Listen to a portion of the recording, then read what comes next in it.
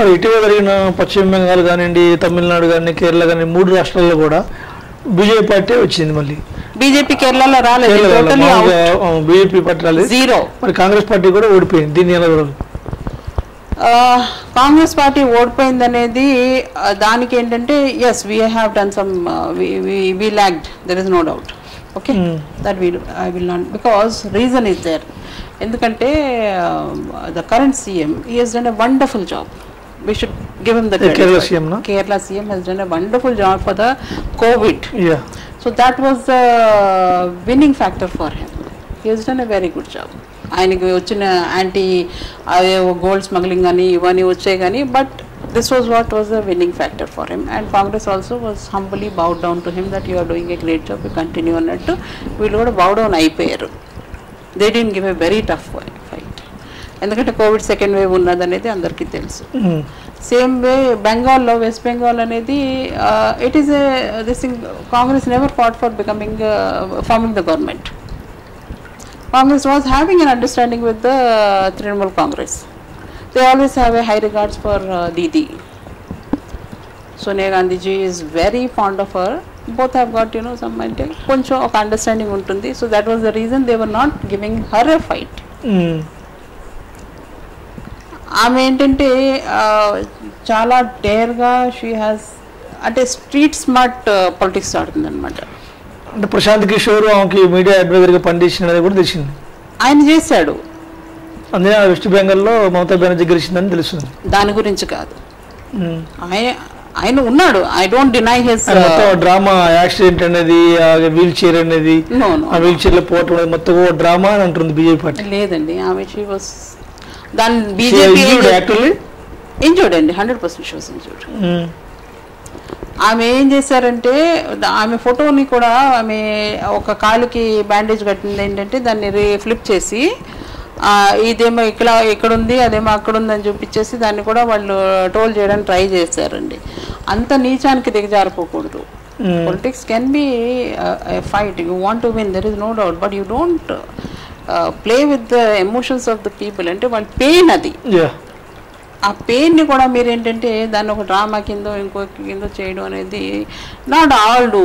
Drama is done by BJP, 100% BJP చేస్తుంది అనేది నేను చెప్తాను. They do the drama, there is no doubt. But she was injured.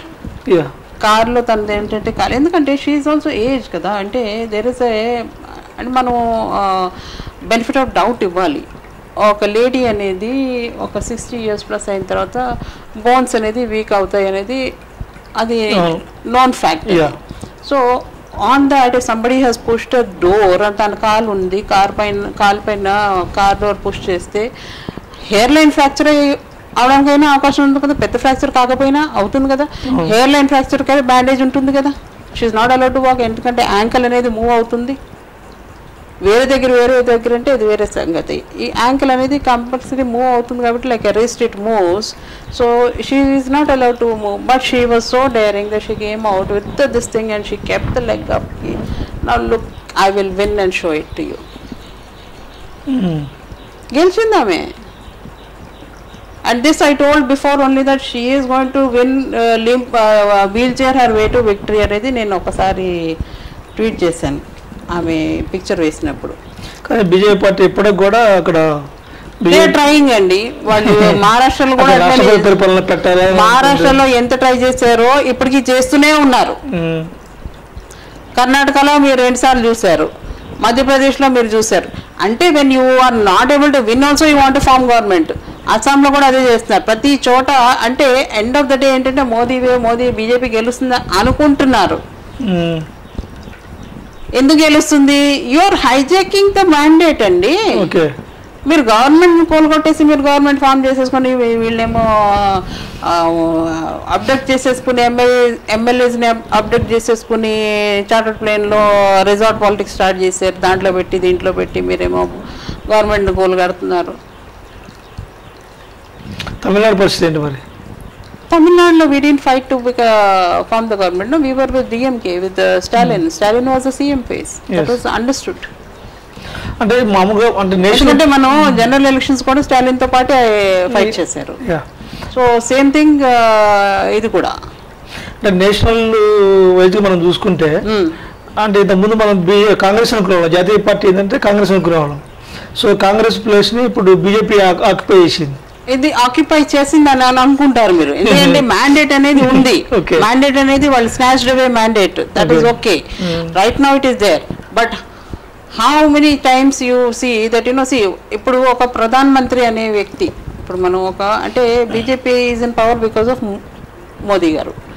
Modi గారు ఒక మాట అంటే ఆయన ప్రధానమంత్రి, he is suppose to be the most powerful person in the country.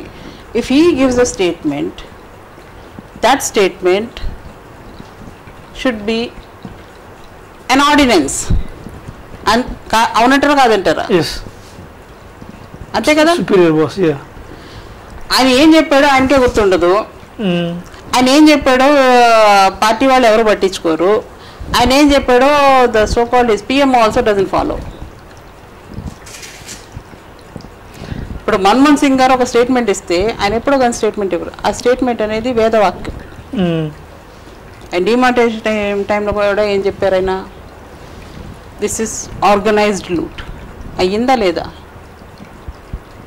Demonetisation విషయం కొత్త మరి ఏంటి మరి దారుణం ఏంటంటే అసలు పెద్ద నోట్లు మొత్తం కూడా రద్దు చేస్తారు, చిన్న నోట్లు కూడా మళ్ళీ ఇప్పుడు 2000 రూపీస్ నోట్స్ ఎక్కువ వచ్చినాయి, తీసేస్తున్నారు కదా. ఇప్పుడు 2000 రూపీ నోట్స్ ఉన్నాయి, ఇప్పుడు ప్రింట్ చేయట్లేదు కదా. ప్రింట్ చేయకుండా చలామణిలో ఉన్నాయి కదా, చలామణిలో ఉన్నాయి. ఇప్పుడు దే ఆర్ కాలింగ్ బ్యాక్, అది ఏదైతే వస్తుందో వాటిని తీసుకొచ్చేస్తున్నారు వాళ్ళు.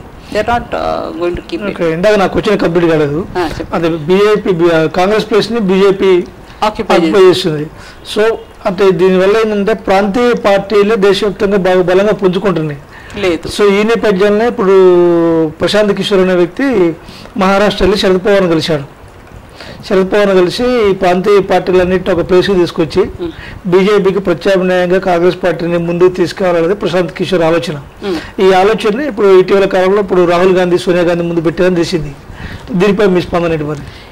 మీకు ఎప్పుడు కూడా UPA, NDA 2 types of governments. UPA అనేది అందులో యునైటెడ్ మొత్తం అందరూ కలిసి కాంగ్రెస్ కి చేసేవాళ్ళు అందరూ, అందులో ఇవన్నీ ఉన్నాయి, మొదటి నుంచి ఉన్నారు వీళ్ళు.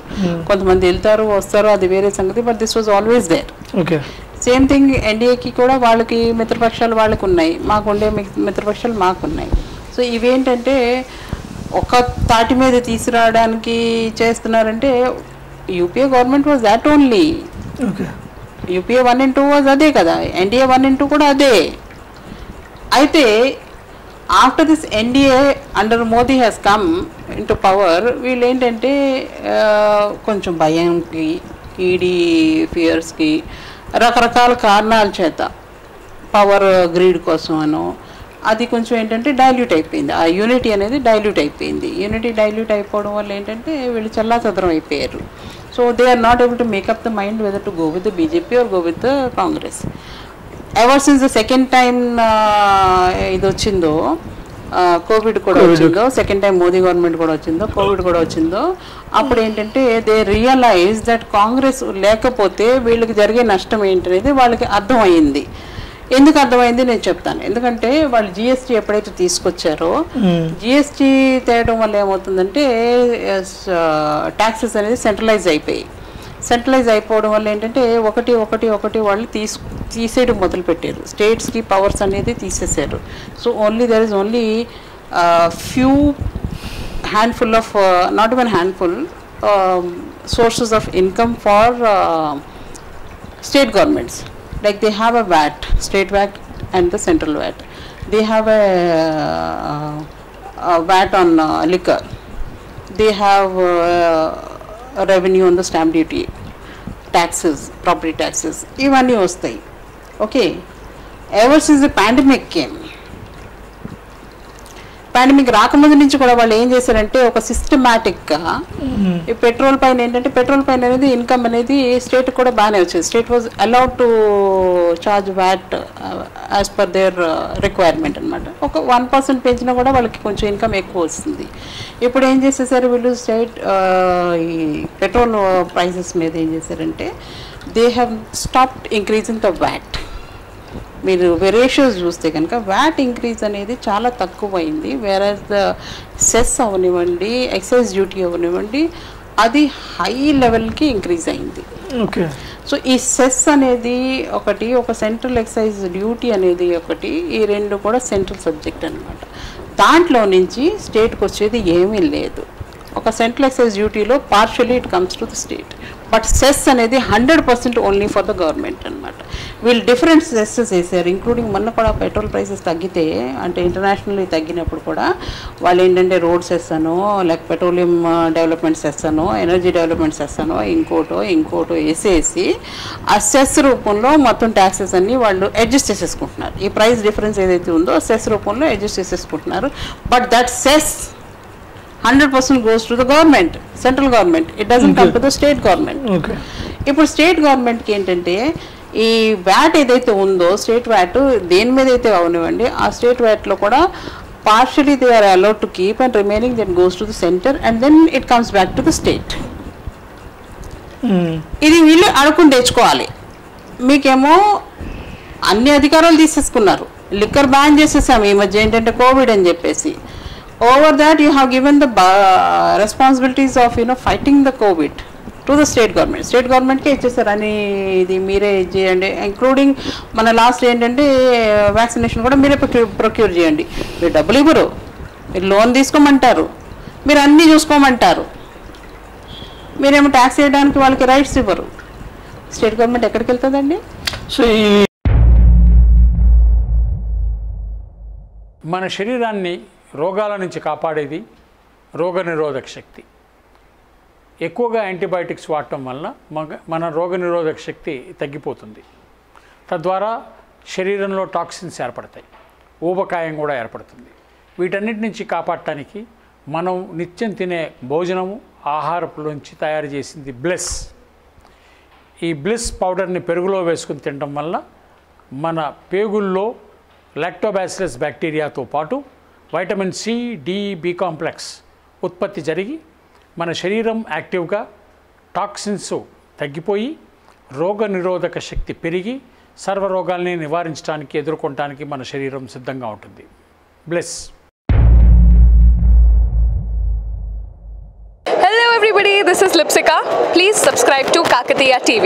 Please subscribe to Kakatiya TV. Please subscribe. Push subscribe. Please subscribe. Hi, nenu RJ Kajal.